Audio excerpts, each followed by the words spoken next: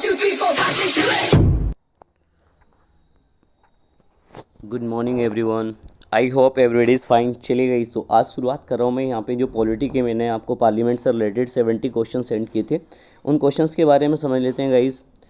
तो देखिए यहाँ पे जो फर्स्ट क्वेश्चन दिया गया है कि भारत में सरकार की संसदीय प्रणाली को कहाँ से ग्रहण किया गया है। अगर आप इसके बारे में समझते हैं तो ऐसे समझ लीजिए बच्चे, से मान लीजिए बच्चे ये टाइप सिंबल है इंडिया का संविधान। मान लो ये मैंने मान लो सपोजिट के लिखा भारत का संविधान।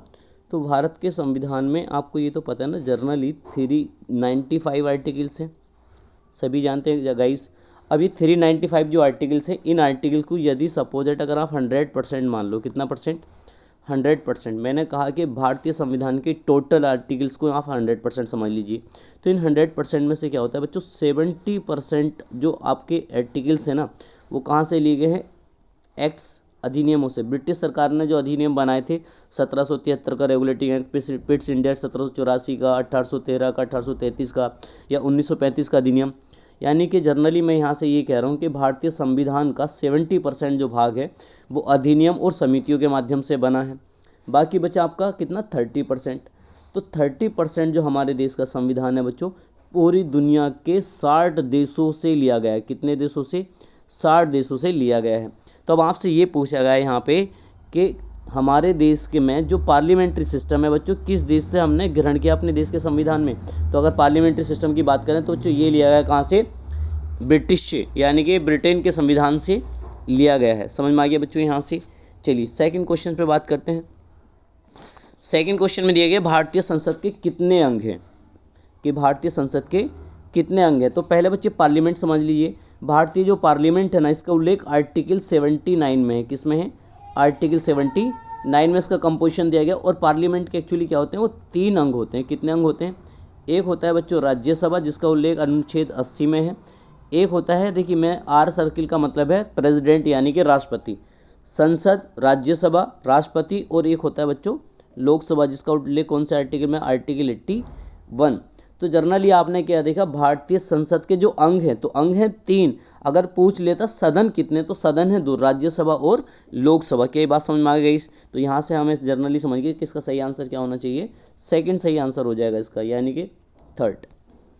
Next question. नेक्स्ट क्वेश्चन में आपसे मालूम किया गया है बच्चे कि संसद में शामिल हैं, कौन कौन शामिल होता है। अभी हम बात किए थे, जनरली आपको पता था कि सर संसद में शामिल होता है कौन, राष्ट्रपति, लोकसभा प्लस राज्यसभा होता है। ठीक है इस। चलिए नेक्स्ट क्वेश्चन पे बात करते हैं।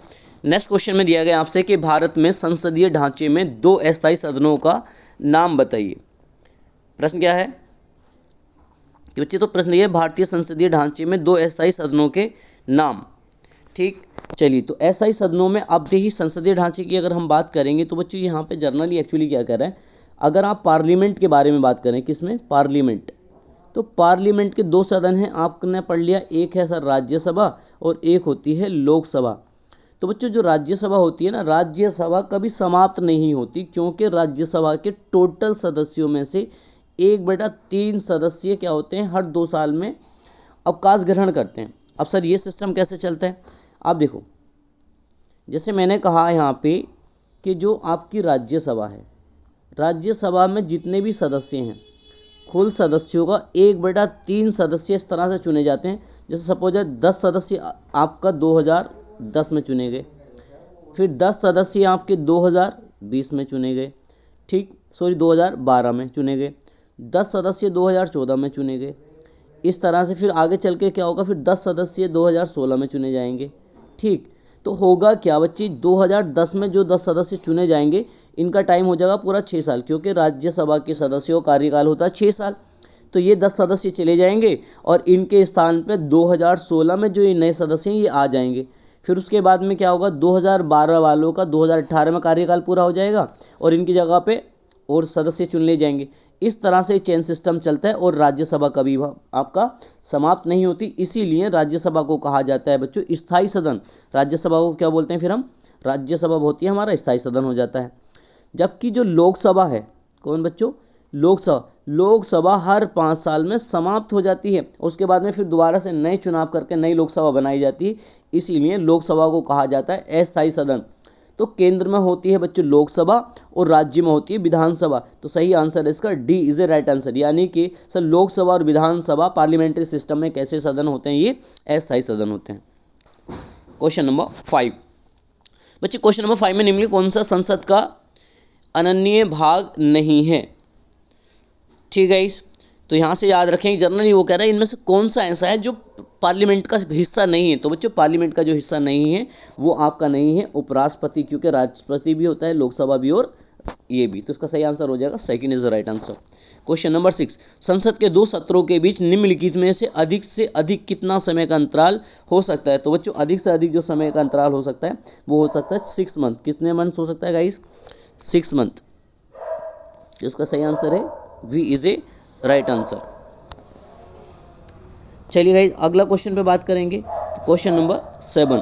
अगर आप गाइस ये क्वेश्चन नंबर 7 देखते हैं तो क्वेश्चन नंबर 7 में संसद के दोनों सदनों में किसी धनेतर विधेयक संबंधी असहमति होने पर क्या हो सकता है, विधेयक रद्द हो जाएगा, राष्ट्रपति के हस्ताक्षर से उस बिल का कानून बनाया जाएगा, राष्ट्रपति बिल पर विचार करने हेतु दोनों सदनों की संयुक्त बैठक बुला सकते हैं, या राष्ट्रपति दोनों सदनों से पुनर्विचार के लिए कह सकता है। ठीक है गाइस, तो बच्चों देखो जनरली इसका जो सही आंसर है, एक्चुअली इसका आंसर है राष्ट्रपति बिल पर विचार करने हेतु दोनों सदनों की संयुक्त बैठक बुला सकता है। तो इसका सही आंसर क्या हो जाएगा, third is the right answer. चलिए मैं आपको इसको और एक्सप्लेन कर रहा हूँ। देखिए इंग्लिश में लिखा है ना नॉन मनी, नॉन मनी का मतलब होता है कि ऐधन विधेयक। ऐधन विधेयक का मतलब कोई साधारण विधेयक। पहली बात बच्चे ऐसा होता है जब कोई कानून बनाया जाता है तो क्या करते हैं कि जो विल होते हैं बच्चों, एक्चुअल में जो विल हैं वो आपका या तो धन विधेयक हो सकता है, या आपका वित्तीय विधेयक हो सकता है, या आपका साधारण विधेयक हो सकता है। साधारण विधेयक में जैसे जीएसटी का कानून हो गया या संविधान में संशोधन करना है। ठीक है गाइस, तो धन विधेयक यानी कि जो पैसे से रिलेटेड है उन बिल पे तो लोकसभा की पावर होती है। ठीक है गाइस, लेकिन जो साधारण बिल हैं तो साधारण बिलों पर राज्यसभा प्लस लोकसभा दोनों क्या होती हैं बच्चों, इक्वल होती हैं। किसी के पास में कम पावर नहीं है, दोनों के पास बराबर पावर है। किस पे, साधारण बिलों पे। जितनी पावर राज्यसभा के पास में उतनी ही पावर लोकसभा के पास में। इसका मतलब क्या होगा कि बिल जब भी कोई भी सदन में जाएगा, सपोज राज्यसभा में गया तो राज्यसभा की 2/3 सदस्य उस बिल को पास करके दूसरे सदन में भेजते हैं। वैसे ही काम होगा दूसरा सदन भी, दूसरा सदन के भी 2/3 सदस्य पास करके दोनों जगह से होकर तब राष्ट्रपति के पास में कोई बिल कानून बनने के लिए जाता है। ठीक है इस, लेकिन मान लो कि राज्यसभा ने कोई बिल को पास कर दिया लेकिन लोकसभा उस बिल को पास नहीं कर रही है, और कितना समय हो गया, 6 महीने में। तब ऐसे में कि जब किसी साधारण बिल पर राज्यसभा और लोकसभा दोनों में मतभेद हो जाए और समय कितना हो जाए, 6 महीने, तब ऐसे में राष्ट्रपति क्या काम करता है बच्चों, दोनों सदनों की आर्टिकल 108 में दिया गया राष्ट्रपति को ये पावर कि दोनों सदनों की संयुक्त बैठक कराता है। समझ में आ गया यहाँ से। तो राष्ट्रपति दोनों बैठकों की संयुक्त, तो प्रश्न आता है आपसे, राज्यसभा और लोकसभा की संयुक्त बैठक को बुलाने का काम होता है राष्ट्रपति का। तो राष्ट्रपति दोनों को सिर्फ बुला सकता है, लेकिन उसकी जो अध्यक्षता करता है वो कौन करता है बच्चों, वो करता है लोकसभा का स्पीकर, यानी कि लोकसभा अध्यक्ष करेगा। समझ में आए यहाँ से। तो इसका सही आंसर क्या है, सी, कि संसद के दोनों सदनों में यदि किसी नॉन मनी बिल यानी कि साधारण बिल पर अगर असहमति हो जाए तब ऐसे में राष्ट्रपति बिल पर विचार करने हेतु दोनों सदनों की संयुक्त बैठक को बुलाएगा। किस आर्टिकल के अकॉर्डिंग, आर्टिकल 108 के अकॉर्डिंग। और ऐसी संयुक्त बैठक की जो अध्यक्षता करेगा वो लोकसभा का अध्यक्ष करेगा। कौन सा आर्टिकल के अकॉर्डिंग, आर्टिकल 118 के 4 के अनुसार। चलिए guys next question, question number 8। संसद की लोक लेखा समिति का अध्यक्ष नियुक्त किया जाता है तो गाइस लोकसभा के अध्यक्ष के द्वारा। इसका सही आंसर हो जाएगा first is A right answer. चलिए नेक्स्ट क्वेश्चन देखते हैं, क्वेश्चन नंबर, भारतीय संसद में लोक लेखा समिति का अध्यक्ष कौन होता है। भारतीय संसद में लोक लेखा समिति का अध्यक्ष कौन होता है, तो बच्चों विपक्षी दल का नेता होता है। कौन होगा, विपक्षी दल का नेता चुना जाता है। नेक्स्ट, निम्न में से कौन सी समिति संसद की स्थायी समिति नहीं है। तो पार्लियामेंट्री बहुत सारी समितियां होती हैं, इसमें पूछ रहा है कि संसद की कौन सी समिति स्थायी समिति नहीं है गाइज। क्वेश्चन नंबर 10, तो बच्चों क्वेश्चन नंबर 10 का हो जाएगा डी इज ए राइट। वित्त मंत्रालय से परामर्श जो कमेटी है ये क्या होती है बच्चों, ये आपका परमानेंट नहीं होती, इनको हम समाप्त कर देते हैं डिसीजन के बाद। क्वेश्चन नंबर 11, अग्रलिखित में से वह व्यक्ति कौन है जो संसद सदस्य नहीं है लेकिन जिसे संसद को संबोधित करने का अधिकार प्राप्त है। क्वेश्चन नंबर 11, तो बच्चों आपने पढ़ा होगा ना भारत का जो अटॉर्नी जनरल है भारत का जो अटॉर्नी जनरल होता है बच्चों, इसको ये अधिकार होता है कि वो क्या काम कर सकता है, वो संसद की बैठकों में भाग तो ले सकता है लेकिन मतदान नहीं कर सकता, क्योंकि वो उसका मेंबर नहीं होता है। जो मेंबर होगा ना वही वोटिंग करेगा। समझ में आ गया यहाँ से। तो आपने देखा सर भारत का जो अटॉर्नी जनरल है तो उसको क्या अधिकार है बच्चों, सर उसको अधिकार दिया गया है कि वो संसद में क्या काम कर सकता है, उसको संबोधन कर सकता है उसका। Question number 12। क्वेश्चन नंबर 12 में पूछा गया है बच्चे आपसे कि संसद के दोनों सदनों को कितने दिनों के अंदर युद्ध अथवा बाहरी आक्रमण के कारण उत्पन्न आपातकालीन स्थिति की घोषणा करने की मंजूरी देनी चाहिए गाइस। तो इसका जो सही आंसर है second is the right answer, 1 महीने के अंदर गाइस। कितने में? 1 महीने में। और दूसरी याद रख लेंगे, आपातकाल का जो उल्लेख है भारतीय संविधान के भाग 18 में। कौन से भाग में बच्चों? भाग नंबर 18 में। और कितने तरह के भारत में इमरजेंसी की व्यवस्था है? आपका 3। एक है आपका नेशनल इमरजेंसी, राष्ट्रीय आपात, एक होता है राज्यों में राष्ट्रपति शासन, और एक होता है वित्तीय आपात। आर्टिकल 352 में दिया गया है राष्ट्रीय आपात, और आर्टिकल 356 में दिया गया है आपका राष्ट्रपति शासन, आर्टिकल 360 में दिया गया है बच्चों क्या, आपका वित्तीय आपात। और ये जो भाग नंबर 18 आर्टिकल 352 से लेकर 360 तक, 360 तक रिवीजन हो रहा होगा आपको ये सब। चलिए क्वेश्चन नंबर 13। क्वेश्चन नंबर 13 में दिए गए नागरिकता प्राप्त करने के लिए शर्तें निर्धारित करने वाला सक्षम निकाय कौन सा है? ठीक है गाइस, तो इसका जो सक्षम निकाय है वो है आपका पार्लियामेंट। यानी कि नागरिकता से संबंधित कानून बनाने का जो अधिकार है संसद को दिया गया आर्टिकल 11 के अकॉर्डिंग। कौन सा आर्टिकल में दिया गया? 11 में। और नागरिकता का प्रावधान बच्चों संविधान के भाग 2 में है। कौन से भाग में है ये? सर भाग 2 में। और भाग 2 कौन सा आर्टिकल से? 5 से लेकर 11 तक, अनुच्छेद 5 से लेकर 11 तक भारतीय संविधान में नागरिकता से संबंधित प्रावधान दिए गए हैं। Question number 14। क्वेश्चन नंबर 14 की गाइस में बात करूं तो दिया गया है संसद के किसी सदस्य की सदस्यता तब समाप्त समझी जाती है यदि वह बिना सदन को सूचित किए अनुपस्थित रहता है कितने दिन। तो यहाँ पे अगर इस क्वेश्चन को डिस्कस किया जाए, यदि मान लीजिए कोई भी MP the member of parliament, या तो वो राज्यसभा का मेंबर्स होगा या आपका लोकसभा का, यदि वो अपने सदन के अध्यक्ष को बिना बताए अब्सेंट रहता है कंटिन्यू कितने दिन? 60 दिन। तब ऐसी स्थिति में बच्चों उसकी क्या हो जाएगी? सदस्यता चली जाएगी। इसको कहते हैं डिस्क्वालिफिकेशन, जिसका प्रावधान प्रोविजन आर्टिकल 102 में दिया गया है बच्चों। कहाँ पे? Disqualification of related to MPs. जितने भी सांसद होते हैं उनसे डिस्क्वालिफिकेशन से संबंधित कौन सा आर्टिकल है बच्चों? वहाँ पे आर्टिकल 102। तो आपने सीखा पार्लियामेंट में यदि कोई मेंबर अगर 60 दिन बिना बताए अपने अध्यक्ष को रहता है अनुपस्थित, तो उसको क्या करना पड़ेगा? अपनी सीट से इस्तीफा देना पड़ेगा। Question number 15। यह कौन तय करता है कि संसद में रखा जाने वाला कोई विधेयक विशेष धन विधेयक है या नहीं? कहने का मतलब बच्चों यहाँ से ये है कि जो विधेयक होते हैं, विधेयक का मतलब समझ लीजिए, जब आप कोई कानून बनाएंगे तो कानून बनाने के लिए हमें सबसे पहले एक प्रस्ताव तैयार करना पड़ता है बच्चों। जो प्रस्ताव तैयार करते हैं, इस प्रस्ताव को जब आप पार्लियामेंट में पेश करेंगे तब यही प्रस्ताव कहलाता है बिल, यानी कि विधेयक। अब कौन डिसाइड करेगा ये जो बिल है कि ये साधारण बिल है, क्या ये आपका धन विधेयक है या वित्तीय विधेयक है? बात समझ में आ गई यहाँ से। तो ये कौन डिसाइड करता है? तो बच्चों ये डिसाइड करता है कौन बच्चों? लोकसभा का अध्यक्ष। कौन करेगा इसे? सर इसको करता है लोकसभा का अध्यक्ष। तो याद रखें किसी भी बिल का नामकरण किसके द्वारा होता है बच्चों? लोकसभा अध्यक्ष के द्वारा होता है। Question number 16। निम्नलिखित में से कौन सा एक प्रावधान भारतीय संविधान के अंतर्गत संसद के सदस्यों के विशेष अधिकारों तथा उन्मुक्तियों को निर्धारित करता है? चलिए गाइस इसका देखेंगे तो इसका जो सही आंसर है बच्चों वो है आर्टिकल 82। कौन सा इसका सही आंसर? आर्टिकल 82। चलिए क्वेश्चन नंबर नेक्स्ट 17 में देखें, संसद के दोनों सदनों का संयुक्त अधिवेशन बुलाया जाता है केवल राष्ट्रीय आपात की स्थिति में, जब एक सदन द्वारा पारित विधेयक दूसरे सदन द्वारा अस्वीकार कर दिया जाए, विधेयक में किए जाने वाले संशोधनों के संदर्भ में। अब इनमें से ऑप्शन के अकॉर्डिंग हमने चुनना है। ठीक है गाइस, तो बच्चों इसका जो सही आंसर है वो आंसर राइट आंसर है, इसका D is a right answer. क्या हो जाएगा इसका बच्चों? D is a right answer. केवल विकल्प बी और सी सही हैं।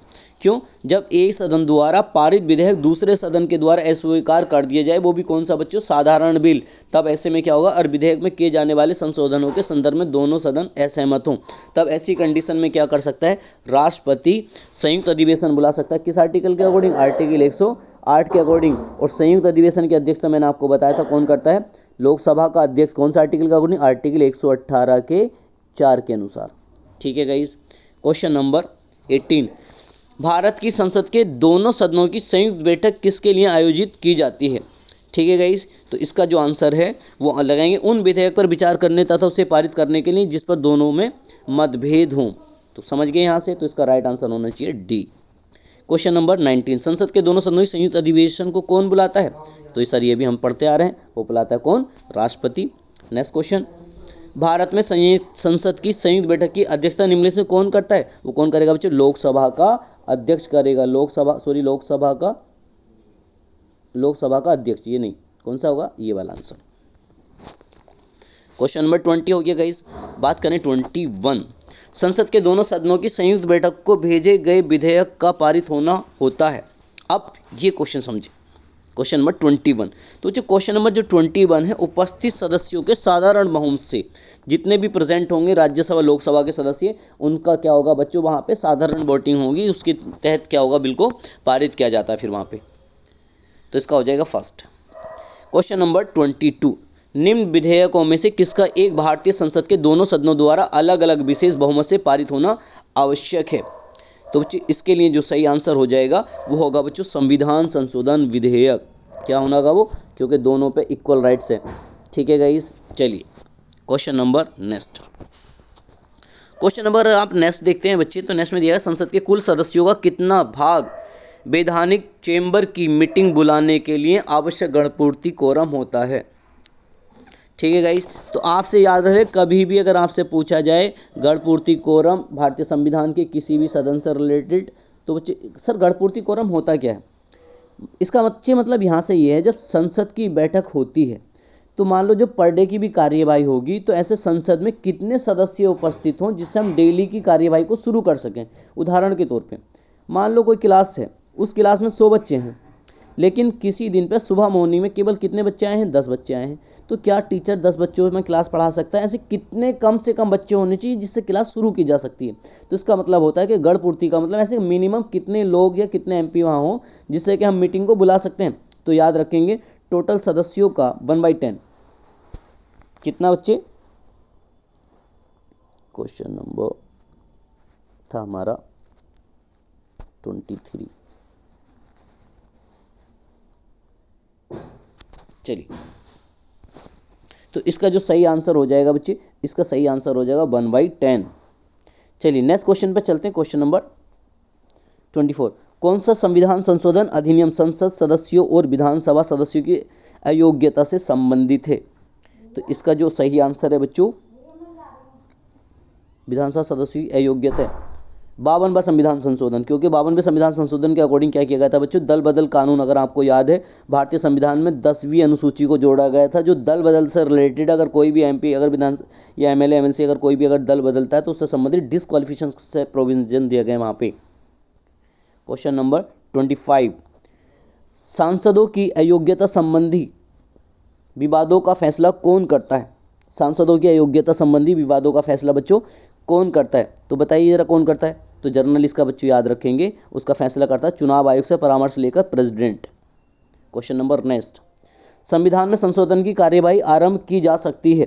Question number 26। क्वेश्चन नंबर 26 का राइट आंसर होता है बच्चों डी इज राइट आंसर, यदि संसद के किसी भी सदन में विधेयक पेश किया जाए। तो इसका हो जाएगा ये सही आंसर। क्वेश्चन नंबर 27, भारतीय संसद की सबसे बड़ी कमेटी कौन सी है। बताइए बच्चे सबसे बड़ी कमेटी मतलब किसमें सबसे ज़्यादा सदस्य होते हैं। तो बच्चों प्राक्कलन समिति, कौन सी, प्राक्कलन समिति सबसे बड़ी है इसमें। चलिए नेक्स्ट पे जाएंगे बच्चों, ये क्या होती है लोक लेखा समिति, प्राक्कलन समिति वगैरह क्या है। तो पार्लियामेंट के द्वारा क्या होता है, कुछ कमेटीज़ बनाई जाती हैं बिलों पर चर्चा करने के लिए, अलग अलग डिपार्टमेंट्स पर डिस्कस करने के लिए। एक्चुअली क्या होता है संसद में जितना भी काम होता है ना बच्चों, वो सब समितियों के माध्यम से होता है। जैसे अगर आपने कोई भी कानून बनाना है तो उस कानून का इन्वेस्टिगेट करने के लिए भी एक अलग सा कमेटी बना दी जाएगी। समझ में आ गया यहाँ से। तो जनरली पार्लियामेंट में जो कानून बनते हैं वो समितियों के माध्यम से मतलब सारे काम होते हैं। भारत की संचित निधि से धन निर्गम पर किसका नियंत्रण है। नेक्स्ट क्वेश्चन है 28 का एक्चुअली याद रखेंगे यहाँ पे। इसका पहले संचित निधि क्या होती है बच्चों। संचित निधि आप ये समझ लो, ये भारत सरकार का वह बैंक है जिसमें से जी पैसे निकाल के लोगों की सैलरी दी जाती है। आपसे पूछे सबकी समझ में आएगी यहाँ से, और उस पर कंट्रोल होता है किसका बच्चों, पार्लियामेंट का।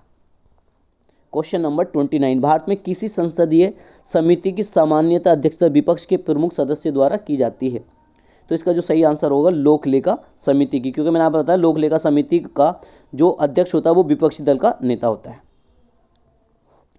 30, भारतीय संविधान के अधीन विधान की अपशिष्ट शक्तियां किसमें निहित हैं। तो बच्चों वो होती हैं पार्लियामेंट में। किसमें निहित होंगी बच्चों, पार्लियामेंट में निहित होंगी।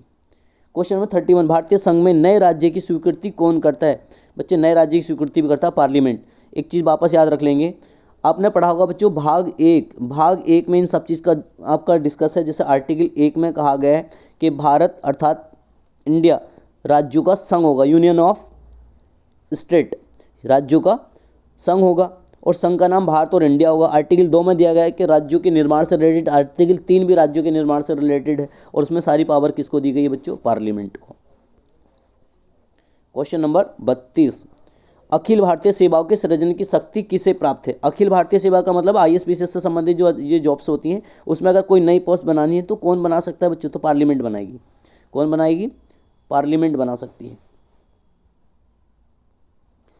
निम्नलिखित में कौन भारत में कानूनों को बनाता है। तो बच्चों बताइए कानूनों को कौन बनाता है। सर कानूनों को बनाता है, आपका यहाँ पे होना चाहिए आंसर राष्ट्रपति, संसद के दोनों सदन। क्योंकि पहले कोई बिल बनता है, फिर वो जाता है पार्लियामेंट में राज्यसभा और लोकसभा में के द्वारा वो पास होता है, उसके बाद जाता है वो राष्ट्रपति के पास, राष्ट्रपति साइन कर देगा तो तभी बनता है वो कानून। ठीक है गाइस, तो आपने क्या सीखा यहाँ पे 33 का सी। 34, संसदीय शब्दावली में समापन से क्या आशय है। संसदीय शब्दावली में समापन से क्या आशय गाइस, ये पहले भी पूछा जा चुका है आपसे, तो याद रखेंगे संसद के सत्र का अंत को कहा जाता है समापन। तो इसका A is A right answer. Question number 35, विधायकों को किस प्रकार की सरकार में कार्यपालिका से अधिक प्राथमिकता मिली। तो यहां से 35 का जो सही आंसर हो जाएगा बच्चों फर्स्ट। तो इसका सही आंसर क्या है, यहाँ पे फर्स्ट है बच्चों, तो इसका हम लगा देंगे यहाँ पे संसदीय सरकार।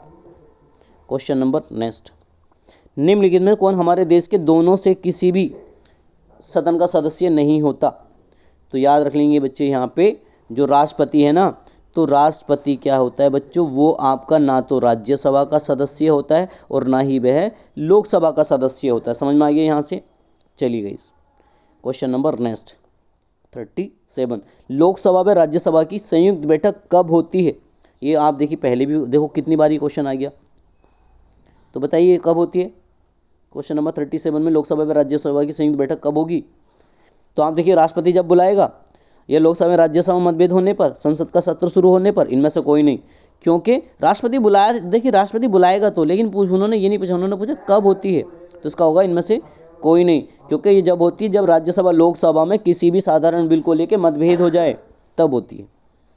भारतीय संविधान के अनुसार संसद के दोनों सदनों का अधिवेशन एक वर्ष में कम से कम कितनी बार बुलाया जा सकता है बच्चों। तो कम से कम बुलाया जा सकता है 2 बार। कितनी बार, 2 बार बुलाया जा सकता है।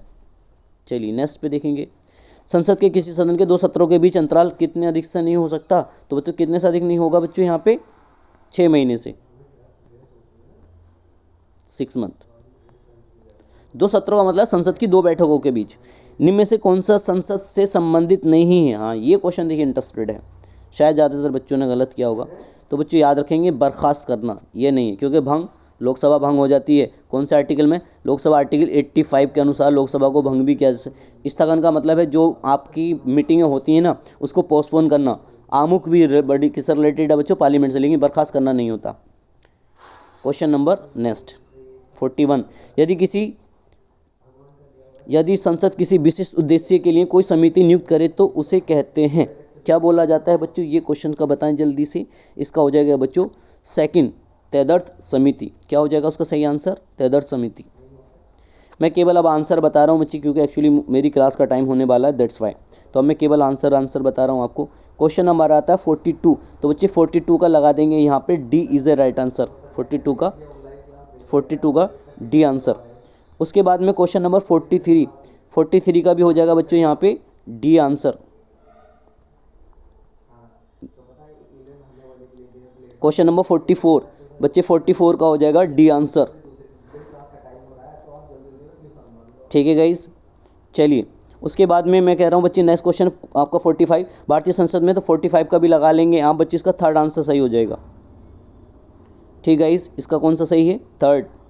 उसके बाद में क्वेश्चन नंबर आता है 46 बच्चे, 46 का सही आंसर हो जाएगा इसमें 46 का सेकंड, राष्ट्रपति भी शामिल होता है। ठीक है गाइस। क्वेश्चन नंबर 47 का लगा दो बच्चों, D is a right answer. उसके बाद में क्वेश्चन नंबर आता है आपका 48 बच्चे, 48 का जो सही आंसर होगा 48 का सेकंड इज राइट आंसर। क्या हो जाएगा बच्चों? Second is right answer. Next बात कर रहे हैं बच्चे क्वेश्चन नंबर 49 का A is A right answer. Next पे बात कर रहा हूँ मैं 50, तो बच्चे 50 का हो जाएगा सेकंड, 50 का क्या हो जाएगा? सेकंड। क्वेश्चन नंबर आता है आपका 51 बच्चे, 51 का हो जाएगा first is A right answer. Next question पे बात करते हैं 52 का हो जाएगा 4 इज द राइट आंसर। ठीक है गाइस। नेक्स्ट क्वेश्चन पे बात किया जाए 54, तो बच्चे 54 का जो सही आंसर है वो है आपका सेकंड, 54 का सही आंसर क्या है बच्चों? सेकंड। नेक्स्ट क्वेश्चन देखेंगे आप 53 तो हमने कर लिया बच्चे, 53 का क्या था? Third, 53 third. नेक्स्ट क्वेश्चन देखते हैं 55, तो 55 का जो सही आंसर है इसमें third is the right answer. क्या लगा देंगे? Third is the right answer. Next question आया आपका 56 बच्चे, 56 का first is the right answer. Next question आया आपका 57, तो बच्चे 57 का लगा दो सेकंड। क्या लगा देंगे?